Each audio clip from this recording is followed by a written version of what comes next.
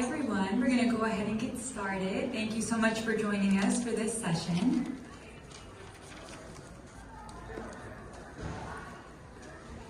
Thank you for joining us. Our session title is Centering Lived Experience and Using an Equity Lens for Effective Advocacy. So what we're going to be talking about today is our food bank's experience incorporating advocacy within our direct service organization, what we've learned, how you all can implement this within your own food banks, and then we're going to turn to a panel discussion with 3 of our community advocates. My name is Cassidy Carmen Bates. We're here on behalf of the food bank of Contra, Costa, and Solano, and the rest of my team will introduce themselves when we turn to the panel discussion. So for a brief overview of what we're talking about today, I'll start with this presentation sharing about what is advocacy, some information about our food bank, and then we'll turn to the panel discussion. And we will leave time at the end for any questions. And before I go further, can everyone hear me all right? Yeah? Okay, wonderful. So a little bit about our food bank. So we are the food bank of Contra, Costa, and Solano. As our name states, we primarily serve Contra Costa and Solano counties. And through our Feeding America affiliation, we also have the opportunity to provide support to food banks and other food relief organizations throughout the 16 counties in Northern California to the north of us. Building on this Feeding America affiliation, I believe last year we also had the opportunity to begin serving as the West Coast Disaster Hub through the Feeding America Network, which means that in times of disaster, we have the opportunity to even more so provide logistics and facilitation throughout Northern California and the Western states. Our food bank has been operational since 1975. As many of you in the room may be familiar if you're part of a food bank as well. We store and distribute food that's either donated to us or purchased by us. And we get this food out in 2 main ways, either through direct distributions that our food bank facilitates 7 days a week, or through our agency partners, where we will distribute the food to those partners and they distribute it to the clients they serve. We are not able to do this alone. As we saw during the lunchtime presentation, many food banks are completely dependent upon our volunteers. So we coordinate about 6,000 volunteers on a monthly basis. We have a staff of over 110, 2 warehouses, 1 in Fairfield and 1 in Concord. And one thing we like to note to talk about the how resourceful food banks can be. For every $1 donated to our food bank, that's enough for us to provide 2 meals back into our community. Building on this previous slide, we offer programs 7 days a week. Those agency partners I mentioned earlier, we partner with over 260 of them in our immediate service area. And in the prior fiscal year, we distributed over 42 million pounds of food. We serve 1 in 6 residents in Contra Costa and Solano counties, with 1/4 of those recipients being children. I believe when I started at the food bank in 2019, that number was 1 in 8 residents that we served. So as we also heard at lunchtime, there's been a dramatic increase in food security, especially since the onset of the COVID-19 pandemic. So turning our attention to advocacy, what is it? How do we define it? So our team defines advocacy in these next 3 ways: an activity by a group or a person that aims to influence a decision, public support or sometimes even opposition on an issue, and increasing awareness on a topic. And something to note here is that advocacy can be all 3 of these things. It can be one of these things. It can take different forms depending on where that work is on the issue at hand. This final thing is something that we tell all of our community advocates when they begin our advocacy training program, that as an advocate, you, the individual, have the ability to be the voice for those who feel that they're not being heard and ensure that there's respect throughout that process. And furthering that point, our advocacy goal, this is our team's mission statement, and it's quite long, I'll read it quickly. Our advocacy goal is to identify the root causes of hunger specific to our region while integrating the experiences and voices of our community members to most effectively advocate for sustainable change in our food systems to eliminate food insecurity. So to highlight the 4 terms that we bolded here, root causes. We know that there's not a one-size-fits-all solution for hunger in this country. What might work in some states or some counties may not work in another. So we want to understand what specifically is perpetuating and causing food insecurity in our service area to be able to best address it. That's our region. We want to understand why this is happening in the Bay Area and Northern California. And one very integral part of our advocacy process is that we want to incorporate the voices of the community members who are impacted by food insecurity. This is something we'll talk more about. And then finally, on the note of sustainable change, all of our food banks do a terrific job of meeting the need in our community, getting food out every day to those who are experiencing food insecurity. And with advocacy, we want to take it one step further and identify what is causing these individuals to arrive at hunger in the first place and try and mitigate those circumstances so that ultimately we're meeting our mission of ending hunger. So if anyone in the audience is interested in incorporating an advocacy team or an advocacy component within your food bank, this is how we have it structured. So our advocacy team has been in existence for going on 7 years. Within our organization, we are housed under our development department, and our Vice President of Development and Communications oversees development, communications, and advocacy. And I bring that up because we are increasingly talking about within our organization how advocacy can be part of resource development. Advocacy does a great job of helping us build partnerships and relationships, whether that's among community advocates, and we're having the opportunity to hear their experiences, to talk to the clients of the food bank and really maintain a pulse on our community, or if it's with elected officials and other community organizations. Within our advocacy team, we host 2 community-based programs, the Speaker Series and the Community Advocacy Program, which we call CAFB, and I'll explain both of these and then we'll transition to our panel. So to start with the Speaker Series, if there's anyone who's familiar with Toastmasters, this is loosely based off the Toastmasters model. Essentially, the Speaker Series brings together community members who have lived experience with food insecurity and those who are passionate about ending hunger. And we provide them with the skills and the encouragement, empowerment to become an advocate.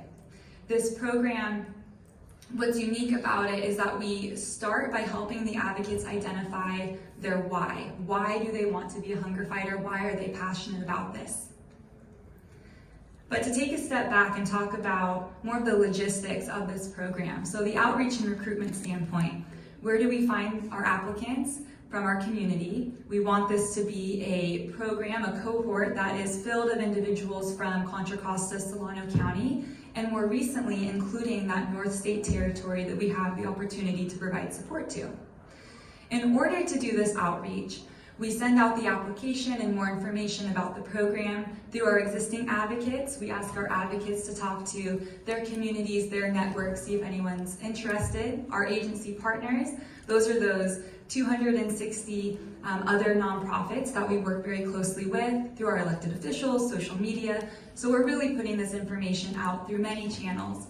And one thing our team has been so humbled by is the last 2 years, so 2022 and 2021 with our Speaker Series, it seemed as though the reputation preceded itself in a great way about the Speaker Series. We had people reaching out to us all throughout the year asking when the next Speaker Series was taking place so that they could apply and be part of it. And what are we looking for when we get these applications? We are looking for those who have lived experience, those who might be a working professional in the space of anti-hunger or anti-poverty, and those in our community who are just generally very passionate about ending hunger.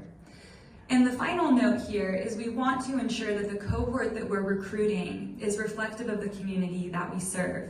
We noticed about 2 to 3 years ago that the cohorts we had were very centered on one smaller part of our service area. And although we were so grateful for the representation of that area, that doesn't help us maintain a pulse on the other parts of the community that we're serving. So we've been even more so intentional about ensuring that we're getting these applications out to all parts of our service area.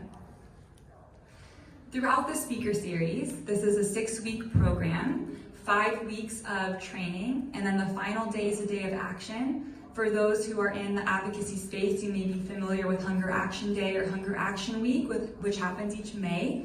So the speaker series will start in March, run through March and April, and then our last session is Hunger Action Day, so advocates are ready to join us in that statewide day of action.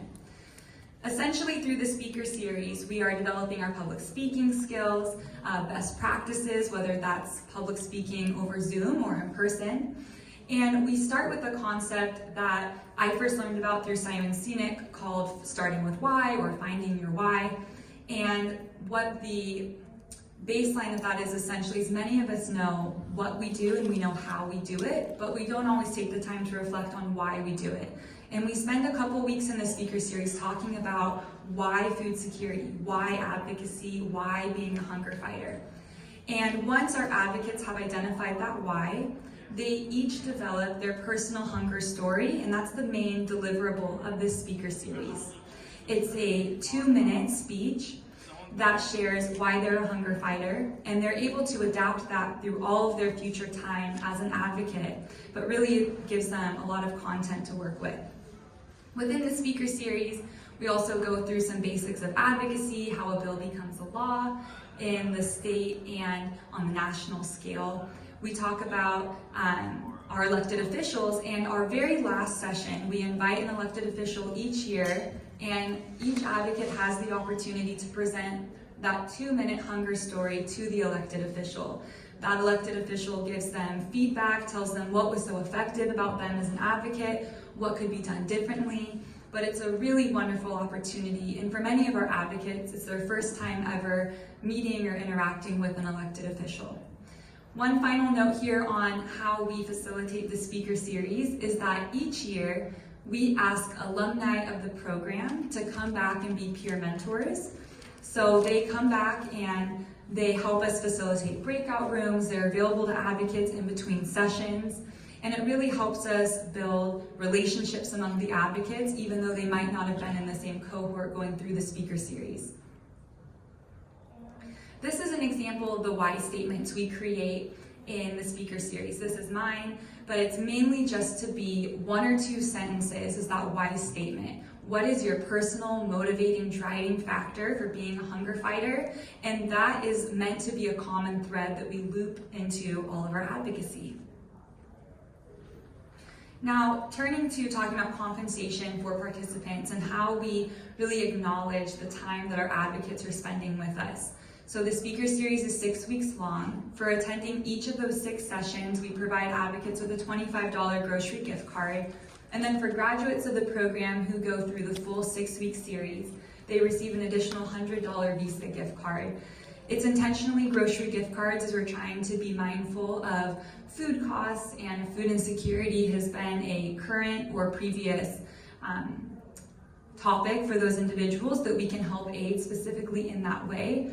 But what we really want to recognize is the time, the effort, especially the vulnerability that all of these advocates are sharing with us. And further in the presentation, we'll talk more about how we continue to honor that and provide ongoing professional and personal opportunities for the advocates.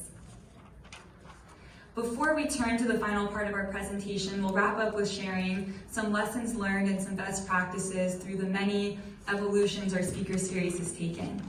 So prior to starting the speaker series, which begins in March, so we finalize our cohort mid-January, early February. Around early February, we meet with each advocate and we ensure that they understand really the rules of engagement in this process. We want everyone to be an active, involved participant. We expect everyone to respect what the other advocates are sharing, and we want them to be really engaged in the sessions. We know that that's how they're going to get the most out of it and how they can make everyone else feel very safe in that space. One way we've maintained this list of norms essentially throughout the series is by consistently checking in with advocates. We want to make sure the workload feels appropriate. What we noticed during our 2020 speaker series, right at the onset of the pandemic, was that advocates had so much going on. We all had so much going on that having one single assignment outside of the speaker series was just too much. So it really provided us the opportunity to redesign our curriculum So when the 2021 speaker series rolled out, we had completely redesigned the curriculum. We had taken the series from 12 weeks to 6. There was no more homework, and we went to providing work time and breakout rooms in every single week to ensure that advocates had the space to workshop what they were working on. Lessons learned length of the series, we just went over that, and the amount of content in the curriculum. We also heard the feedback that we were putting too much into the speaker series. And so we went through that curriculum, found what was most necessary to go through that training of becoming an advocate, and then for anything additional, that is programming that we provide throughout the year to advocates who stay on with us in our long-term stationary program called CAP. And now to talk about CAP, this is our Community Advocacy Partnership. At the end of our speaker series, we invite all graduates to join us in this ongoing partnership.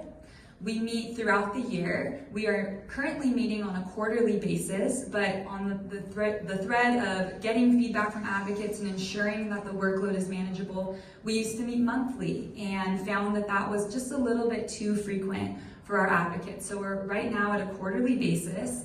We alternate, one meeting's in person, the next meeting is virtual. One main thing to point out about how helpful our CAP group is to us as an advocacy team, there's just 2 of us, we're a small but mighty team, is that each year we provide the opportunity for our advocates to help us create our legislative agenda. This is the list of anywhere between 15 and 30 pieces of legislation that our food bank will publicly engage with. Sometimes it's in opposition, but most of the time it's legislation and funding we're in support of. So around this time of the year, in the fall of every year, we ask our advocates, we survey them, what do they want to advocate for? What are the areas they're most passionate about? And that is how we begin forming our legislative agenda each year. So we want to ensure our advocates feel passionate and connected about what we're advocating on. So our CAP objective, it really is to provide an ongoing, long-term forum for these community advocates that have gone through the training program, the speaker series, to stay engaged with us. One main thing that our CAP group really helps us with is that all of these wonderful individuals who are sharing their stories with us are truly providing the qualitative aspect that we incorporate into our public policy. So we can meet with our elected officials and share the data and the graphs and the charts, but without the human stories, individuals sharing their experiences, all of that data may not really resonate. So this group helps us capture that qualitative aspect of food insecurity. So as I mentioned, our CAP group is facilitated by our advocacy team. There's 2 of us. If any of you have an advocacy team at your food bank or that's something you're looking to start up, here is how we have experienced managing this type of group. So we are currently offering meetings, both virtual and in person. The virtual format has allowed our team to interact with advocates from beyond just Contra, Costa, and Solano counties. That's something we'll talk more about on our panel.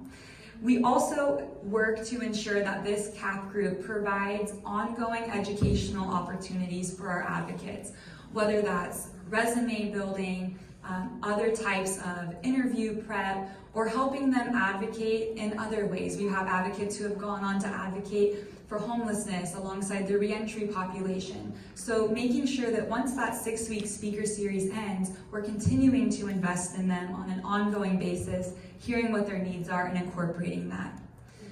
One way we do this is early on, we determine the best form of correspondence with advocates, hearing if they want us to call them one-on-one, if we're doing group emails, a group text, but making sure that you're really meeting your advocates where they're at, making sure you are making it as accessible as possible for them to participate. Here are some examples of opportunities for our CAP members and how our advocacy team really tries to involve our advocates in as many functions of our role. So especially meeting with elected officials. We're meeting with our elected officials on the local, regional, state, and national levels. We aim for at least a quarterly basis. So that's everywhere from county supervisors, state assembly, senate, and our national leaders. In all of these meetings, our goal is to bring one of our advocates along with us to meet with our elected official. We do try and bring advocates along who are from that elected's district, whether they work in the district or they live in the district. And as we mentioned earlier, it puts a face to the data. So we can share the statistics and the quantitative side of policy all day, but what our electeds remember time and time again are the advocates who shared something about their life and that experience. As we mentioned, our advocates have the opportunity to engage with legislation in the creation of our policy agenda each year, but also when we are going to hearings, whether it's by Zoom or in Sacramento or in Washington, D.C., we try and provide all of those opportunities. And we will talk further about the rest of these during our panel. So to wrap this up, some takeaways for food banks and advocacy, because when you think about it initially, advocacy is not always something we think of within a direct service organization. So here are what we have found to be really effective components of having advocacy in a food bank. So volunteer-driven advocacy programs can be very beneficial to both large and small organizations. If you're a smaller food bank or in a smaller community, an advocacy program might allow for a larger advocacy impact.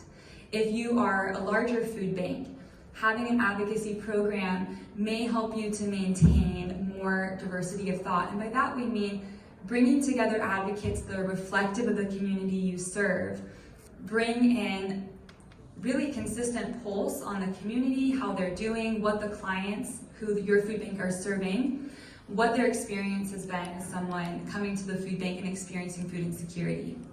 What we have also found is that it's very necessary to have both a speaker series, so a training program, and a standing volunteer advocate group like CAP. The CAP program was started at our food bank before the speaker series. And what we found was that advocates were coming in with all different comfort levels and skill sets when it came to public speaking, comfort being around elected officials. So now it's a requirement that if a community member is interested in joining CAP, we first ask them to go through the speaker series. Since we've made that transition, we feel all of our advocates are coming in on a much more level playing field with the same comfort and skill set with public speaking. The speaker series in CAP we also have found are scalable, so if you are looking to incorporate more advocacy into your food bank, no matter where your organization is, a virtual component to advocacy can allow you to do this, but they're scalable and you can start small and build out. And the final note, and this is something we'll continue to talk about in our panel discussion, is that it's important to ensure your advocates feel like they're getting something in return. Not only are advocates being incredibly vulnerable and open with your team when they're sharing about their lived experience, but it also takes a lot of energy and time and commitment to get to that place of sharing. So ensuring that you're keeping in touch with your advocates, you are making that constant contact with them, and you are hearing what they're expressing when they're telling you what they need to continue growing as a professional. And with that, we are going to transition to our panel discussion. Thank you so much.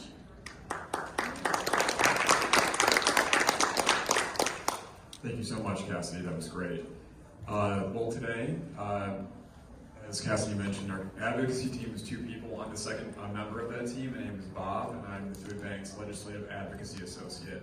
And today we have 3 of our community advocates joining us as well. And we're kind of have a discussion that covers many of the topics that Cassidy covered, but kind of through the lens of our community advocates. Without further ado, on the end we have Kiva Dean, Jason McMullen, and Jenny Burton. I'm going to pass the microphone down and Kiva can introduce herself. Hi, my name is Kiva Dean. I'm a resident of Contra, Costa County.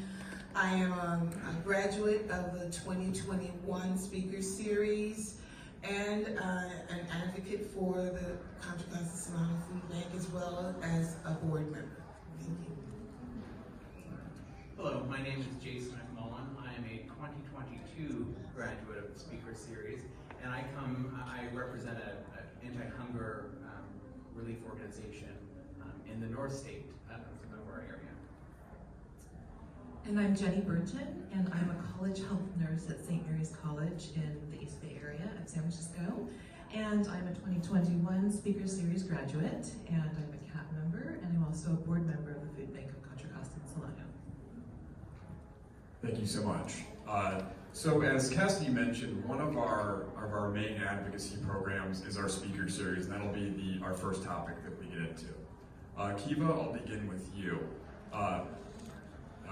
How has the speaker series impacted you? And you can either take this kind of morally, spiritually, professionally, or any direction you'd like. Thank you. I think that the Food Bank Speaker Series has impacted me in all those ways. Morally and spiritually, I am a person who has experienced food insecurity as a child and then again as a mother. And so when I was in the speaker series, it helped me to reflect. Sometimes when we go through things, we don't look back and reflect on what we've experienced.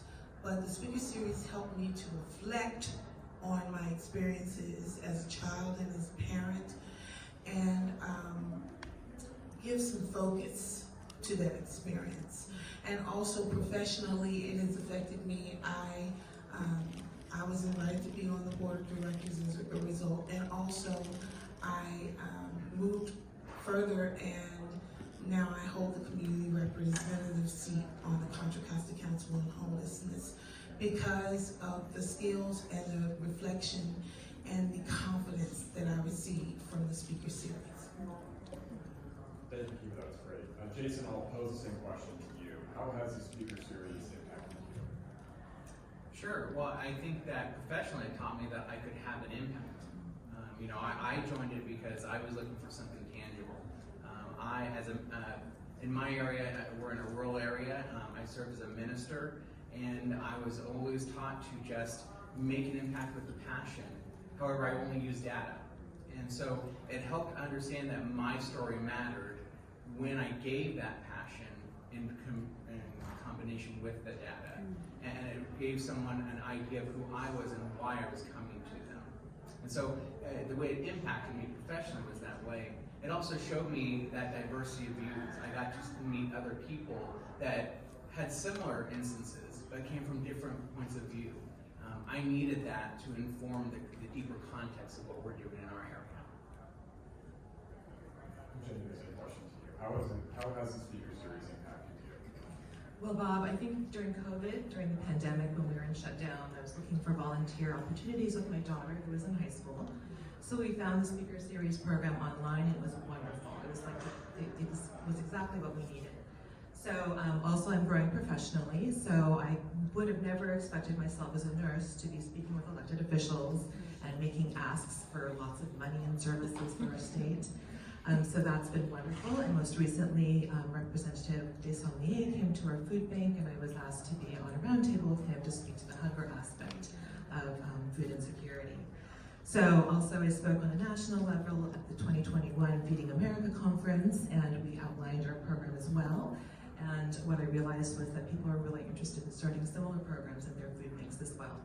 So, and also from Bob, I learned a lot about the legislative cycle. So I know how legislation works to a degree, but when you go through it over and over again, and Bob is telling us so many nuances, I'm just growing in that manner as well. Thanks so much, Jenny, and thank you all for your answers. And then, Jenny, kind of on that last point, given how, we've gotten a lot of inquiries on how to set up a similar program, and you kind of talked about that with the speaker series. So with that, what does the speaker series mean to you? And you can kind of take this from any way, but maybe in a way that maybe other organizations could get some feedback from you, and maybe what is the most effective use of your time, as you mentioned. That's really a big aspect of this in our own conversations. So what are your thoughts on the speaker series and that kind of perspective? Bob, being a part of the speaker series is learning how to interact with our elected officials. It's about seeing what's in your community and reporting back and saying this is going on and I need you to help us out. So also it's learning how to be a voice for need, so it's service. So we're looking to our community and noting things and lifting people by speaking to our elected officials on behalf of those people, and simultaneously we're lifting our own communities. Also, I'm very grateful to the food bank for investing in us, because we're just regular people. We joined this amazing program, and they really spent a lot of time perfecting the program. These meetings take time to prepare for, and they open their doors and showed us how they interact and have really long-standing relationships with our elected officials. So we're invited into that. We get to peek in and see what's going on and actually be involved, and we're very respected as well, which I value. So I hope to be a return on their investment. So if ever they call and they say, I need a college health nurse to speak to college health, food insecurity, I will. Or we need to speak about the Speaker Series program, I want to, because they've invested in me, and I'd like to do the return favor. Yeah, actually. On that point, Jenny, as we were talking about earlier, one of our legislative bills we were supporting this year was SB 641 to expand access to CalFresh, which we just got the governor to sign that bill. And Jenny actually was able to advocate on that very bill with our elected officials this year. And being that she's a college nurse, we're so happy to have her expertise on that subject. And as Cassidy mentioned too, it really does help to add a little bit of color to the data that Cassidy and I, or Joel, or whoever we have in our meetings, when we have those discussions, it really adds a lot of color to the discussion. So just want to thank you for everything you did with that, and we're so happy that the governor was able to sign it, and hopefully a lot of college kids will be able to access CalFresh more than they used to. So thank you so much. And then Jason, I'll pose the same question to you. What does the Speaker Series mean to you? It means giving a voice to the voiceless. And that's what I had to learn, is that being someone's voice, being a mouthpiece for an area of need, was not simply battering an official down with the truth, but what it was more of is showing the lived experience of those you represented by using yours as an example. Where we come from, there's not many options like this to do. I see this as a fringe benefit. Our organization doesn't have very many opportunities to provide enrichment. And so our food bank investing in us like this, my own board said, do everything you can to take every opportunity, because it only benefits us in our region. And so that's what it means to me, is that we see the benevolence of other organizations, such as a food bank, willing to reach out to areas that are in need, and we use that same example to therefore reach out to those that are also in need in our community. Thank you, Jason. And then, Kiva, the same question to you. What does the Speaker Series mean to you? Well, the Speaker Series meant helping me find my voice in regards to hunger and food insecurity. And what we know is that when I speak,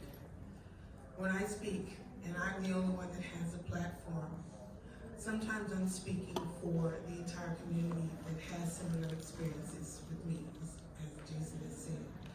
And also, when I open my mouth and I reveal and disclose who I am and what I've experienced, that gives others in the room and others in my hearing the opportunity and permission to open up and share their experiences, which adds to my voice. So their experiences sharing with me adds to my voice, so that when I get the platform, I'm able not to just add my passion, but add their passion to mine. You get that?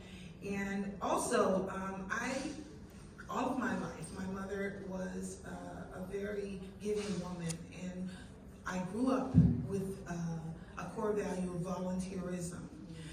And one day someone told me that volunteer is like touch, because you're individually serving those people. It's direct service. But advocacy is impact, because now I have a larger stage. Now you have a larger stage. You have more ears and hearts of those who are decision makers, those who are legislators, those who have the finances and the funds to make a powerful and positive and more broad impact. And so being in the speaker series taught me to go from being a volunteer to being an advocate. It was a journey, and it's still a journey, and it was I don't want to say frightful, but it was challenging. It was challenging because though I've been a public speaker since I was young, I sing, and it's still very daunting to speak in front of crowds. And it's very daunting to disclose who you are, the most intimate parts of your experience. And so I'm still learning and I'm still growing. But when I share my experiences, people want to share their experiences with me, and their passion and their hunger. Not hunger as in food, but their hunger to be heard, their hunger to be validated is transferred onto me, and I pick up a little bit of that, and it gives me more courage, and it gives me more purpose to go out and to advocate for those people who absolutely need what it is that we are all needing, a human right, food.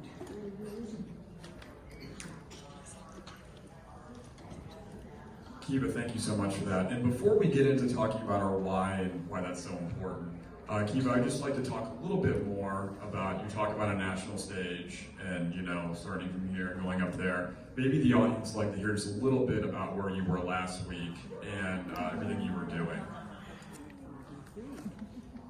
Absolutely. I was born and raised in Washington, D.C.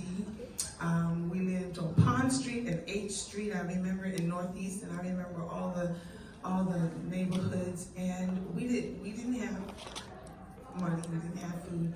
So we spent our summers vacationing in the Tidal Basin, the Jefferson Memorial, the Lincoln Memorial, the White House, the Washington Monument. And so last week I got the opportunity, I was given the honor and the opportunity to attend the White House conference on hunger, nutrition, and health. And so I got to go back home, and it was always, a secret desire of mine to advocate for something. Even when I was a little kid, I always wanted to go. I always saw the news where people were advocating for something, and I always wanted to do that, because I knew that I could have a voice if I just got the opportunity. And so I got the opportunity last week to speak with some legislators and to speak in a small group with people who are decision makers and people who are looking for strategies and plans, because our great President Joseph R. Biden Jr. said that he wants to end hunger, which is totally doable by 2030. And so I'm excited. I'm excited that he is going in the direction of food as medicine. Because that's what I found when I found the speaker series.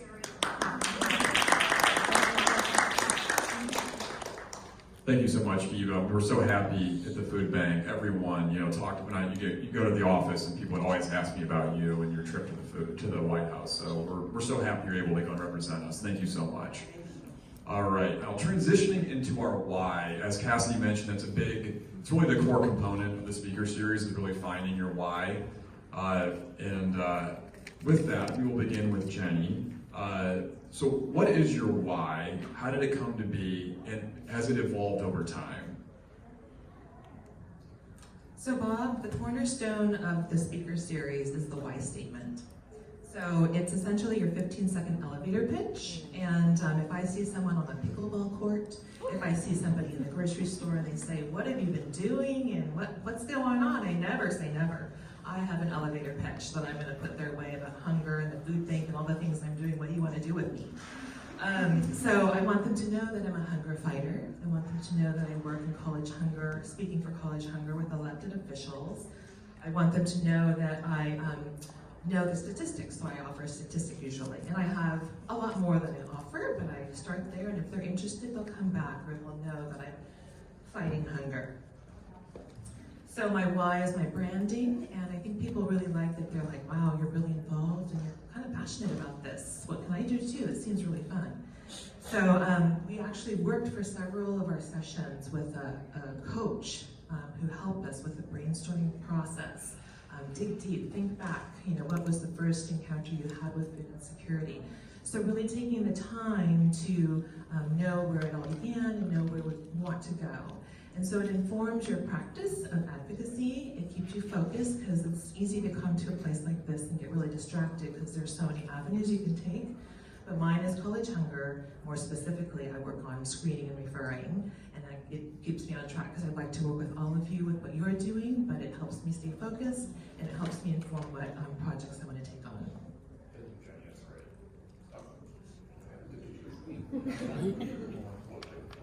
All right, Jason, I'll pose the same question to you. What is your why? How did it come to be, and if it's evolved over time?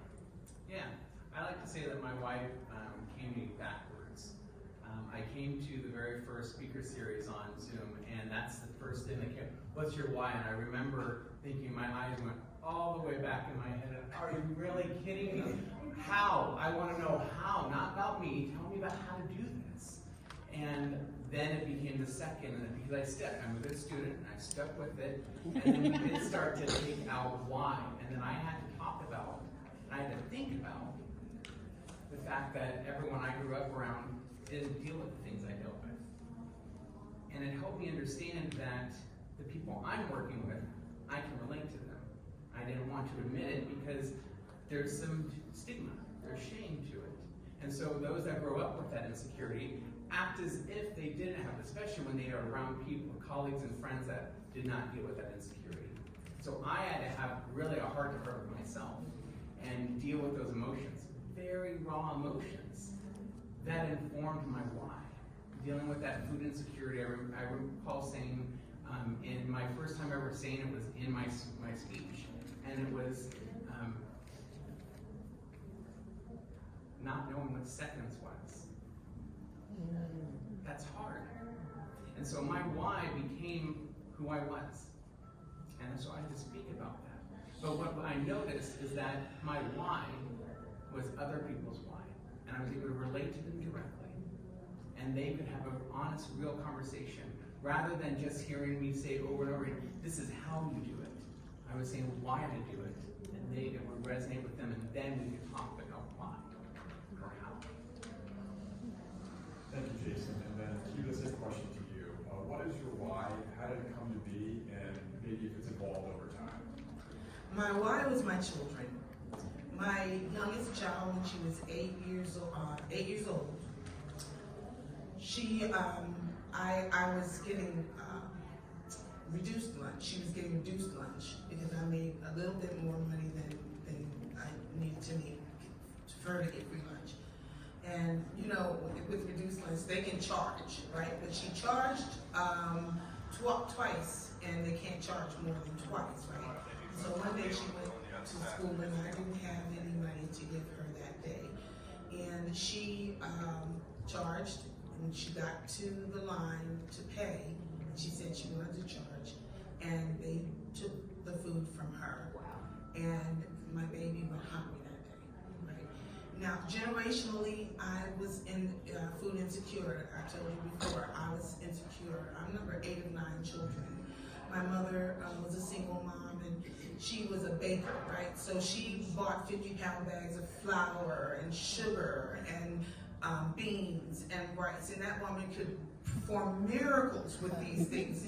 And she wouldn't just feed her 9 children, but half of the kids in the neighborhood as well, right? So we had shelf-stable food, but not very healthy food, right?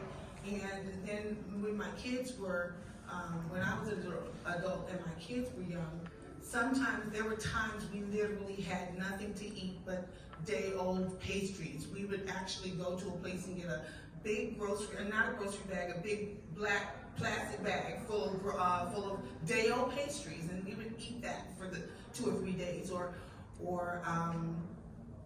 excuse me, forgive me, or oodles and noodles, right? That's all we had to eat, right? And so my why was because I determined that my children were not going to grow up and suffer the same food insecurity, hunger. And issues like obesity that I did, right? So when I came to the speakers series and I looked at that, and it eventually evolved into food is medicine. And the reason why it evolved to that is because actually food is good food and good health outcomes, right? You put good food in, you get good health outcomes. And those people who are hungry shouldn't just have the right to eat, but they should have the right to eat nutritious food. They should have the right to eat healthy food. And that's my why. Everybody on this earth should have the right and have the accessibility to eat healthy, nutrient-dense, nutritious food, whether you are poor or rich. Everybody knows that if you go to a fast food restaurant, you can buy a salad, but it costs $7. But if you have $1, you can buy a hamburger, right? And that's not fair. That's not fair. And so that became my why, because I wanted my children to grow up in a healthy environment, because A equals B, B equals C, B, C equals D, back to A. Healthy food helped my daughters end up getting master's degrees and having six-figure incomes. But I had to start somewhere, and that's why I got connected to the food bank. My daughters were my why.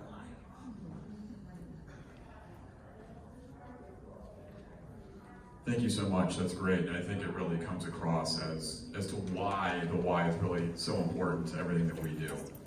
All right, transitioning to the second program we have, our Community Advocacy Partnership, or CAP. We have a few questions on that topic as well. So hopefully everyone, if you're considering setting up a similar program, you can kind of get an experience and a perspective from our advocates on what they find helpful and useful to make them the best advocates that they can be.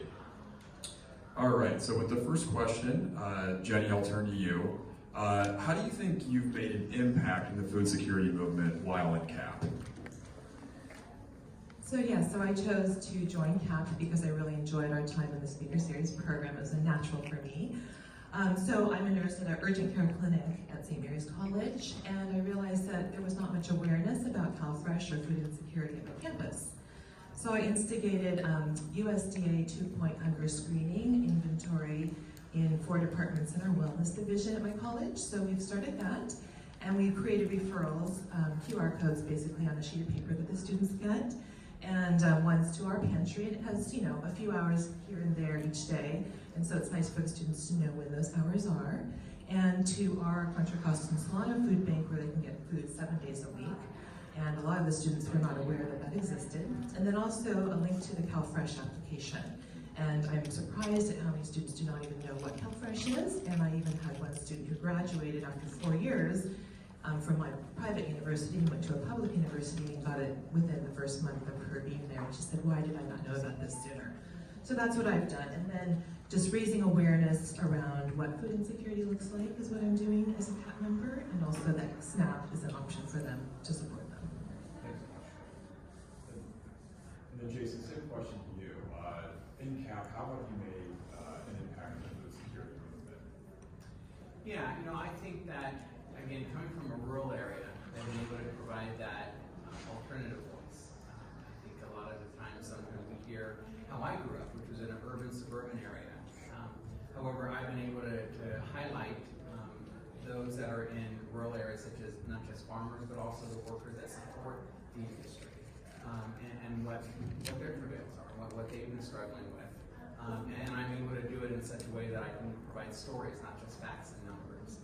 And I think that bringing that diverse view helps create a greater context and understanding for my own colleagues on the CAP group. Thanks, Jason. And Keith, the same question to you. How do you think you've made an impact in the food security movement while in CAP?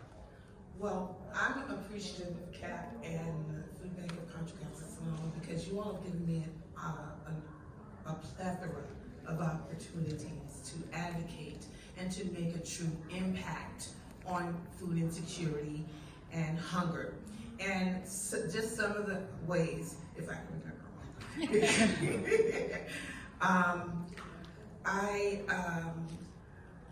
I'm on the board. I was invited to be on the board of supervisors. I met with, just to tell you, I met when the food bank met with Chairman McGovern. I got the opportunity to be the person with lived experience in the room, and that actually was my very first personal experience with a legislator. I was very nervous. They were asking me questions, and I was like saying, huh? I didn't quite understand the question. I think it was May, Jenny and I participated in the national conference on hunger, and that was from Zoom. I have been asked to be in several college articles in regards to hunger, including domestic violence and hunger. I was given the honor of being named Hunger Fighter of the Year by the California Association of Food Banks for 2022. Of course, I got to go to the White House conference on hunger, nutrition, and health. And the thing is that conference didn't just talk about food accessibility and affordability, but the conference also talked about nutrition and health, and having healthy food and healthy outcomes, and health in regards to physical activity.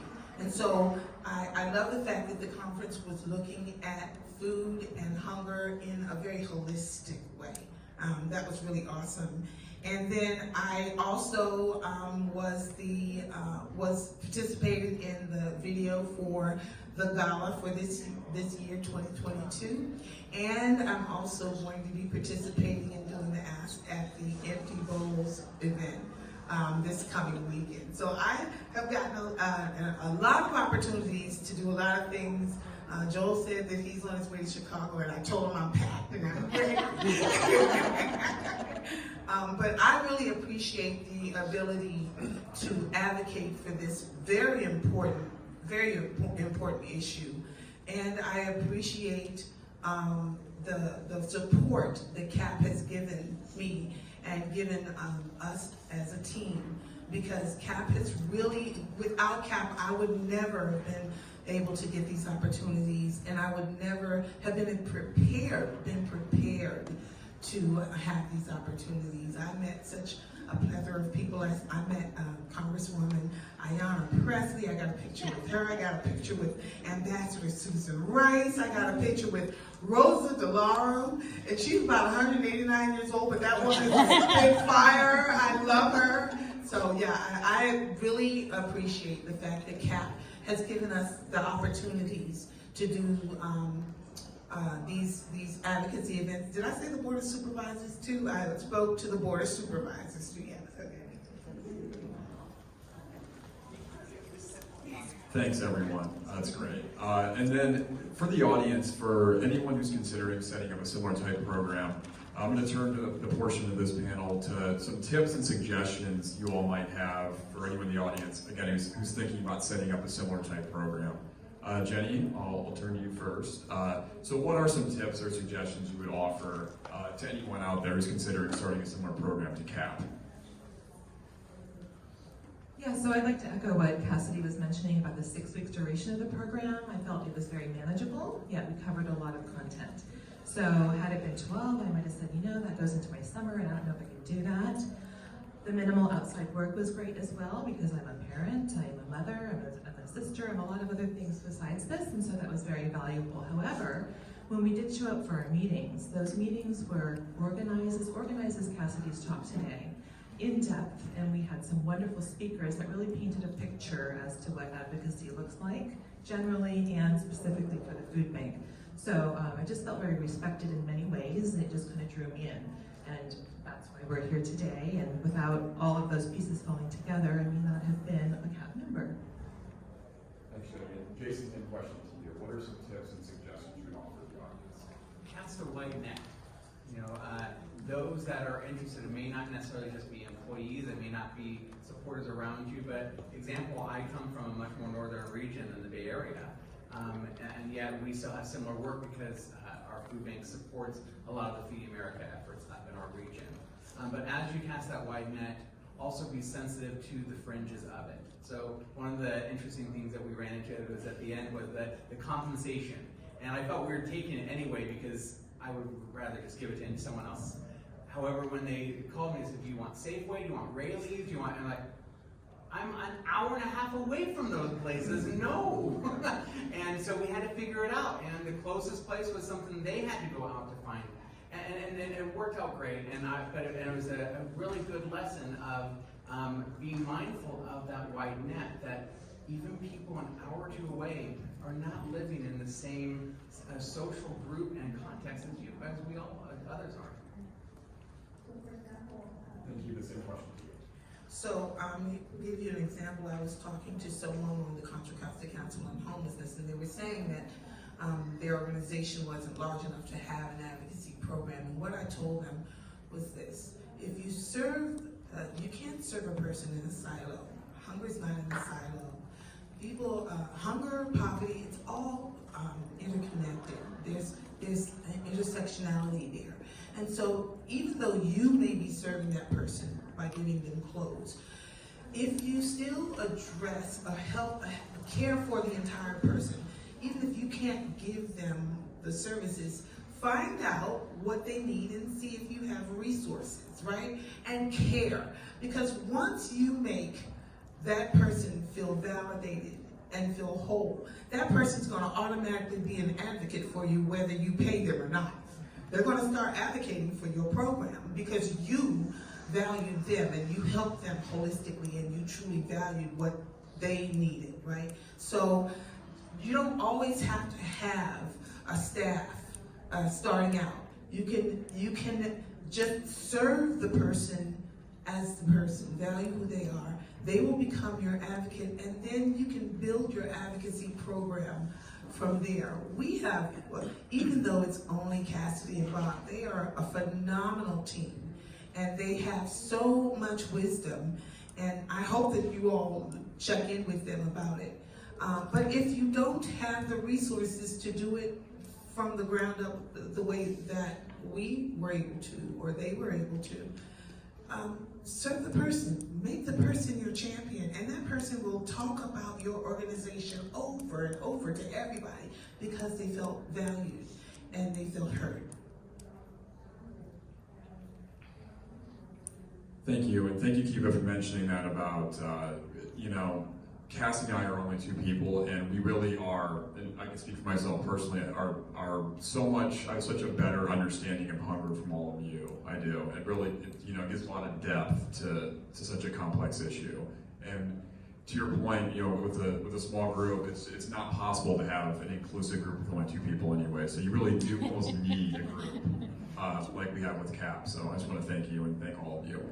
In the interest of time, we're going to move this along a little bit and turn to equity, which is a big consideration of our CAP program and our speaker series as well. And then, Kiva, I'm going to start off with you on this one. In terms of equity, what does it mean to you to view food insecurity through the lens of equity? Like I said before, hunger is, we don't deal with people in silos. Hunger is a symptom of something deeper, right? Homelessness is a symptom of something deeper, and that's generally economic insecurity. And so what we need to do is we need to look at the person and understand that there are many facets to hunger. If someone's food insecure, it's most likely because they're economically insecure. It's not just about food. But that's what we hear, why we're here. We're here to serve you in this capacity, right? And so we have to make sure that we are making everyone feel included. When people come to us who need food, we need to be culturally sensitive to what their needs are in regards to what they eat and how they prepare their food. And so it's also about understanding that, again, it's interconnected. I heard Kofi Essel say that Dr. Kofi Estelle at the conference say that when the patient sits in the doctor's room, the doctor is not paying attention to their diet, but diabetes. But think about it, the diabetes, type 2 diabetes, is a symptom of poor nutrition. And so equitably, we know that the numbers say that in Black and brown communities, diabetes, high blood pressure, obesity, high cholesterol, heart problems are generally more prevalent. Why is that? Because their nutrition, their diet, they don't have the access to more nutritious food, and they don't have the propensity to eat it because they have not been educated as to why they should. And so we need to make sure that we are grinding the point that, first of all, these are the communities that need a little more service than others. Equity is not just giving everybody the same thing, right? You got a 2-inch doll, a 6-inch doll, and a 12-inch doll. That 2-inch doll is going to have to come up 10 inches in order to get equal to that 12-inch doll. Exactly. So when we already have the information, we already know that Black and brown communities suffer more from these nutrition-based conditions. And so we have that information, and we can use that information to equitably make access and give affordable access to those communities. Thanks, Eva. And Jason, turning to you, what does it mean to view food insecurity through the lens of equity? That food insecurity has context when it comes to equity. You know, I moved to a region that was quite different than what I grew up in, and its main industry is agriculture. I'm from Costa County. You heard in our plenary session that it's the areas like that grows a great deal of our globe's rice. 90% of our grounds are fallow this year. That means prices will go up over the next couple of years.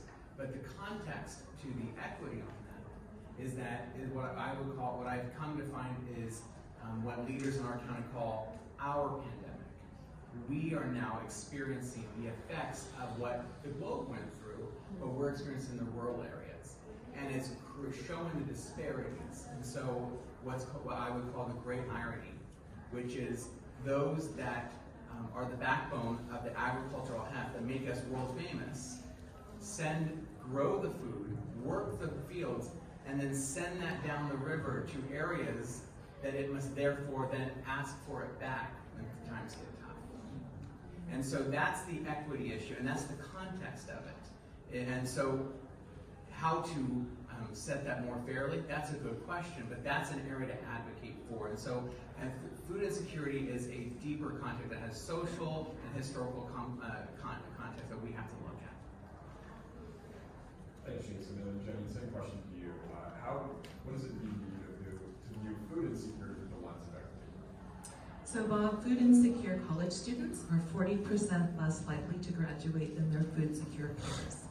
So this is important to me, and as a college hunger fighter and nurse, equity means that if a student comes to my college and wants to get their 4-year degree and food is an issue, then we're going to work together to find a solution so that's not an issue and a challenge and create all the snowballing effects that hunger creates. So I honestly believe that food that's healthy can help our college students succeed, graduate, be happy, and then contribute back to life as well. Thanks, Jenny, and thanks to all of you for really showing the harms of the inequities of being food insecure and how it's not just food, it translates to graduation rates and farming communities and health disparities. I think that's very apparent from all your points up there. Thank you so much. We have time for one last question. It's still on equity, and it's more specific to the group, and it's how has being a part of a group that is focused on equity and diversity and inclusivity, how has that impacted you personally? So diversity and equity are black and white and truly in our legislative agenda, and because of that, I want to be more a part of this organization. So to promote equity on college campuses, I just literally work to increase awareness as to what food insecurity looks like. Because I can be screening a patient and I can tell by their answers that they're absolutely food insecure, but they'll claim that no, I'm not, and I'm okay, and I'll just go to that free pizza night and the free cultural night on Thursday, and I'll have my 2 meals for the week that are warm. So that moment for me is very joyful because we're finding out something together.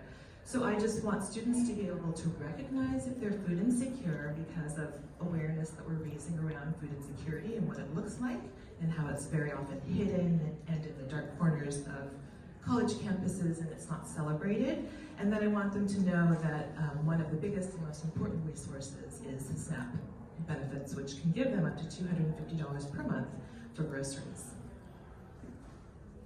Thanks, Jamie. Same question to you, Jason. How has being a part of a group that's focused on equity affected you personally? Sure. It's allowed me to give my colleagues, my friends, the leaders in my region and community a different perspective. Being able to show them that an equal outcome is now the place where we can be, other than simply equal opportunity.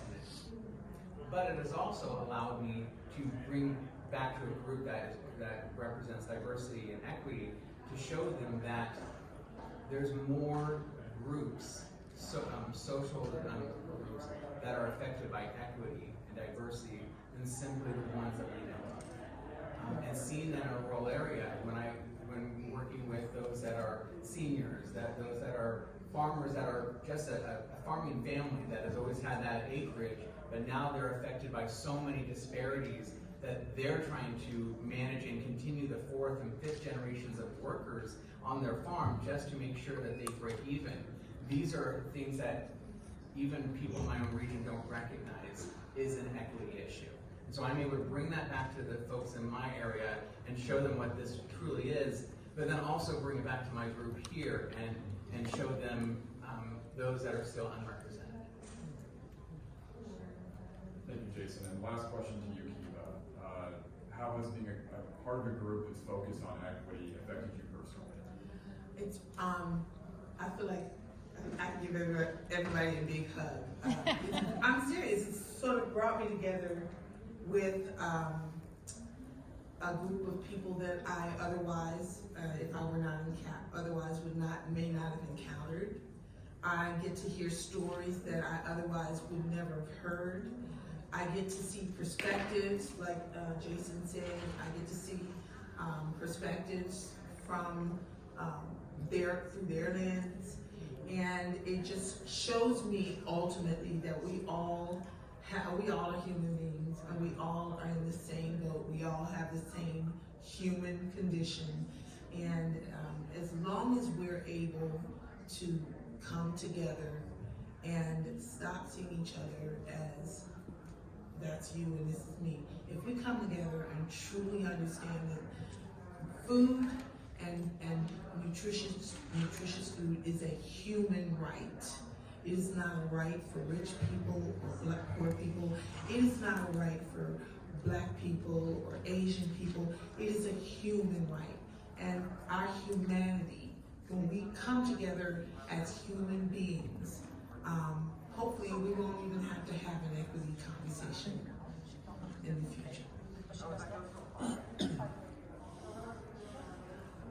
Thank you, Kiva. I think that's a great way to end our discussion. I just want to, on behalf of the entire food bank, I want to thank all 3 of you and our entire CAP group. You really do enable us to do the advocacy work that we're able to do. I just want to thank you so much.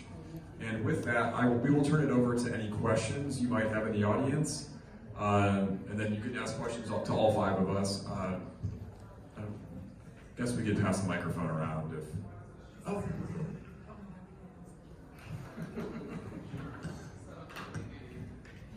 Thank you all for sharing about your organization and sharing your experiences. So my question is about the policy agenda setting that you do with the CAP group. I imagine that there are lots of different interests, working with different groups, different policies. I guess my question is, do you work what the community wants to work on in its entirety, or do you kind of distill it down into what's most important? And how do you do that if that's the case? Yeah, I can start with that. So we have a multi-step process for creating our legislative agenda. The first stop is going to our advocates. We survey that group, we break down those results and see where they're falling in similar categories. And then in the creation of our policy agenda each year, we create anywhere between 3 and 5 focus areas. So might be food as medicine, food bank resilience, capacity. And we look at what legislation or funding, bills with funding fall into those categories. Normally, there are some trends and some similarities. So to answer your question, I don't think there's been a time we've had to not focus on areas that our advocates are really pushing for. What I will say though is one thing we've started to do in the last 2 or 3 years is we create a final additional area to our policy agenda, no more than 10% of our legislative activity. That's intended to be dynamic. So when the COVID-19 pandemic began, for example, we saw that there was a need to get involved with items that were not expressly food insecurity, but were directly leading more people to coming to our food bank. So we leave a category on our policy agenda open so we can be dynamic and respond to things that come up throughout the year.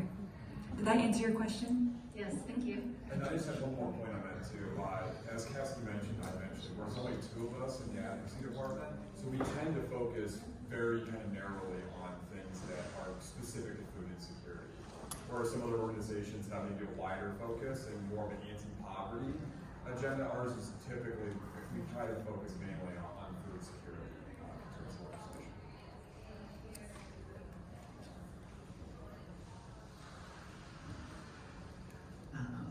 Thank you for this presentation. I was wondering, with your speaker series and your CAFB group, how do you work to create kind of a safer feeling space to talk about some of these issues? Because I think, like Jason said, there's stigma talking about lived experience with food insecurity, even within groups of people that you know share the same experience. It can be really hard, and it can be kind of re-traumatizing to dig deep into that. So what are some of the tangible tips you might have on, That's a wonderful question, and I'm curious to hear what others have to say on it too. What I will start with 3 things. The first, we set norms right away. We want to make sure everyone in the group knows we're intending to cultivate a really safe environment, and we want individuals to respect what others are sharing. In my 3.5 years at the food bank, there's only been 1 instance where I feel like that has not occurred, and we did deal with that. And I mention that because it's for people to get to the place where they're wanting to join CAP or they're wanting to join the speaker series. I think there's already quite a commitment they're making to themselves to engage in that space. The second thing I'll mention is we don't want to ask our advocates to do anything that we personally wouldn't do. So on the very first day of the speaker series, I share with them that I was a WIC baby. My mom utilized that program when she was pregnant with me, and therefore I did when I was an infant and toddler. And I share that wise statement that I shared with you all today. And wanting to show our advocates by doing rather than saying that we're in this with you, we want to walk beside you. We're not going to just ask this group to go do our advocacy, but it's a team effort and we're all going to do it together. The third and final thing I'll mention before passing the mic is that we acknowledge very early on that this is going to be vulnerable, and we bring up the concept of re-traumatizing, and we do share in that first session of the speaker series that whether or not we're all cognizant of it, sharing experiences that have been hard for us, it is going to impact you. It's going to make you feel some type of way. So take care of yourself. We share some resources at that point, but we want to acknowledge that just right off the bat. Anyone else? Yeah, I could. That's a really good question, because I think in trauma-informed approach, doing is much more important than saying. And saying can be done it can be overdone. I remember having a similar situation where I brought an apple to school because that's really all we had, And right in front of everyone, they ask, "Where's your meal?" And everyone's there, and I have to come up with something. It's the public approach, right?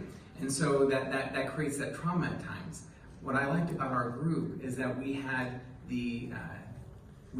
on Zoom, we had a larger group, but we didn't get into us talking about ourselves in this group of 20. We did it in breakout sessions. And before we even discussed who our why and why we were doing this, we had a trained mentor come through and work with us on it. Then when we felt ready and we could take our time and decide when, we could bring it up, deal with some of those raw emotions in a smaller group that we've created camaraderie of, and then bring it to a larger group when we were ready. And that's, again, it's the doing, not the saying that counts.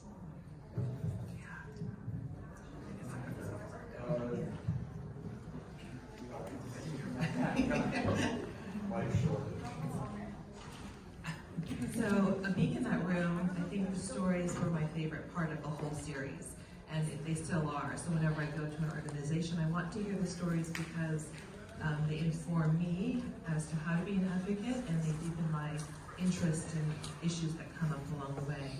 So the stories are really my favorite part, and I'm always looking for them and wanting to see a book of hunger stories, but I haven't found it yet. So if you find it, please let me know. I agree with Jason, and I want to say, even today when I was saying some things, I had to stop for a minute because I wanted to cry.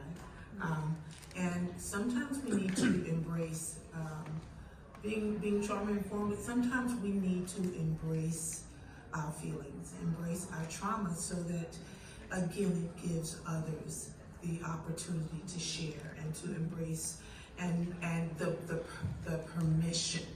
Because when you disclose and when you are real and honest about who you are, then they will become real. From my experience was very much the same. I didn't really want to open up to the group, even when after we started opening up, I didn't really want to open up to the group because I didn't know how much to share. And in fact, I overshared at some point because I talked about the abuse. In my first draft of my 2-minute speech, I talked about the abuse that I went through. And when I shared it in the group, I got the pulse of the group, and I was like, okay, take that, okay, right? So sometimes it takes that in order for you to know in regards to stating your why and stating how to advocate. It takes that to know the limits. But by the time I got to that point, I felt safe. So that's why I shared that, because by the time I got to that point, I felt safe. But I realized it appropriate. So yeah, I agree that the individual consultation with the coaches is what really makes a difference. And the coaches that we had were absolutely wonderful. And actually the coach that I had ended up being my mentor when I got on the food bank board as well. Yes. I'm so You sorry. need a mic. I know we're running a little bit late, but Okay, so I want to ask a question about, I hear a lot of your experiences from the past. We do a lot of one-on-one case support with people who are currently hungry, and there's some pressure to see if they want to advocate. And my heart is just so tender in trying to get people who are currently experiencing hunger to go out and advocate.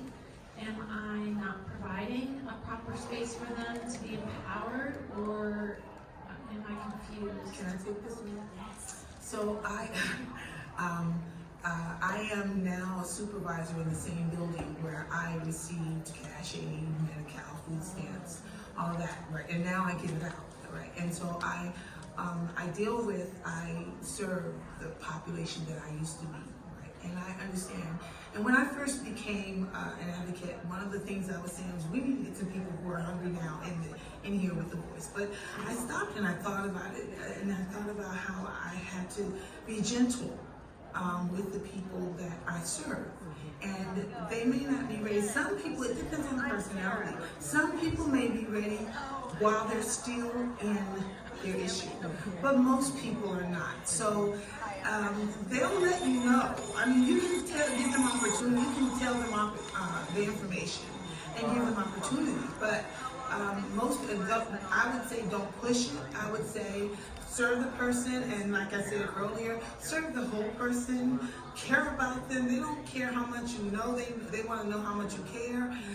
When you serve them and you really care for them, then they will become your champion, and then they may want to give their voice. Because the truth is that we need as many voices as we can to get this information out, to get this, build this awareness and build this momentum.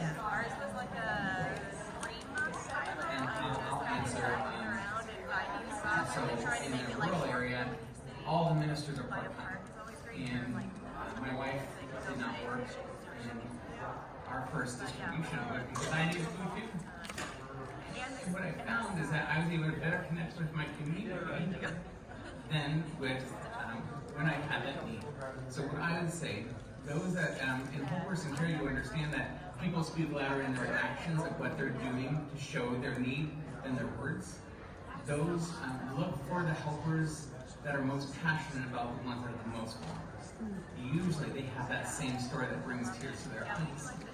And that's the way you make a safe space for them, is that you provide them the opportunity to cover of their work so that they feel comfortable once they build that relationship with you, so that you can offer them support for themselves.